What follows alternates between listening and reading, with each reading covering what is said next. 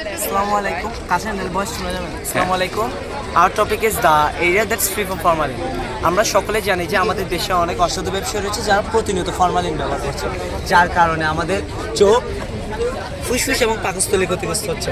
আমরা সকলে জানি লবণ এবং হলুদ দিয়ে মাছ সংরক্ষণ করে রাখা সম্ভব। তাহলে আপনার মনে প্রশ্ন আসতে পারে যে আমাদের প্রজেক্টের নতুনত্ব কী বা আমরা কি নতুন নিয়ে আসলাম। আসা যাক আমাদের প্রজেক্টের নতুনত্ব। এটা হচ্ছে বাজারে কেনা লোনা ইলিশ এবং এটা হচ্ছে আমাদের পদ্ধতিতে তৈরি করা লোনা ইলিশ। লোনা ইলিশ আসা যাক এখানে। লোনা ইলিশ তৈরি করার ক্ষেত্রে নির্দিষ্ট কিছু রুলস রয়েছে, যেমন আমাদের লোনা ইলিশটি যখন বাজার থেকে কিনে আনিচ্ছি তখন তার আদি ওজন ছিল 300 গ্রাম, যার মধ্য থেকে অভ্যন্তরীণ আবর্জনা পরিত্যাগ করার পরে ওজন হয় 240 গ্রাম। এই পরিবর্তিত ওজনের 4 ভাগের 1 ভাগ দিব আমরা হলুদ এবং সেই হলুদের 3 গুণ দিব লবণ। অর্থাৎ বোঝা যাচ্ছে যে 240 গ্রাম ইলিশে লবণের পরিমাণ হবে 60 গ্রাম এবং লবণের পরিমাণ 180 গ্রাম এবং হলুদের পরিমাণ 60 গ্রাম। এটা হচ্ছে মাছটিকে আমরা আড়াআড়িভাবে কেটে নিই যাতে মাছের সারফেসটা বৃদ্ধি পায় এবং প্রতিটি কোনায় কোনায় হলুদ এবং লবণ পৌঁছাতে পারে। এটা হচ্ছে ডে 1-এর পেক, এটা হচ্ছে ডে 7-এর পেক। এখন আপনার মনে প্রশ্ন আসতে পারে যে বাজারে তো লোনা ইলিশ আছে, তাহলে কেন আমাদের এই প্রস্তুতকরণ বা কেন এটা তৈরি করলাম। আসলে বাজারের ক্ষেত্রে আপত্তিকর পরিবেশের পাশাপাশি দেখা যাচ্ছে অনির্দিষ্ট পরিমাণ লবণ ব্যবহার করছে বাজারের ব্যবসায়ীরা, সেক্ষেত্রে মাছের লবণাক্ততা বৃদ্ধি পাচ্ছে।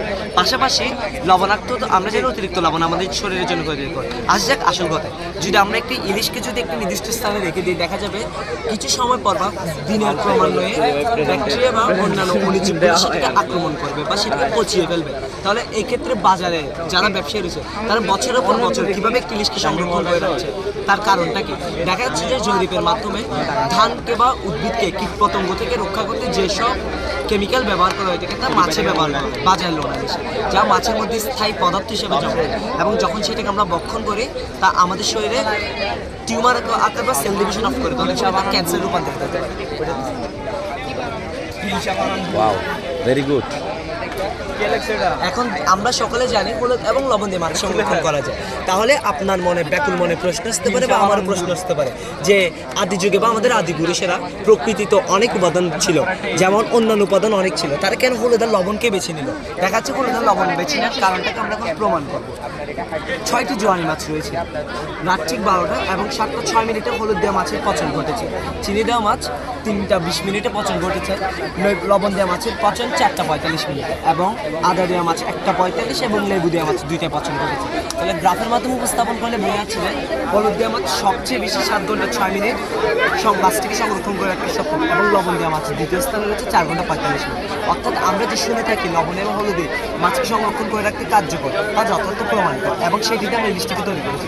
এখন আসে যাক সফট ড্রিঙ্কের। আমরা জানি সফট ড্রিঙ্কের ক্ষেত্রে যদি বলতে যাই রিচার্জ গেটের গবেষণা অনুযায়ী জানা যায় যে ওদের 100 মিলিগ্রাম সফট ড্রিঙ্কে 5% পিওর ফুড কালারিং থাকে, সেহেতু যেহেতু 200 ml তাও এখানে 10% পিওর ফুড কালারিং রয়েছে, সেক্ষেত্রে আমাদের জুসের পরিমাণ কমিয়ে দেওয়া উচিত। ধন্যবাদ।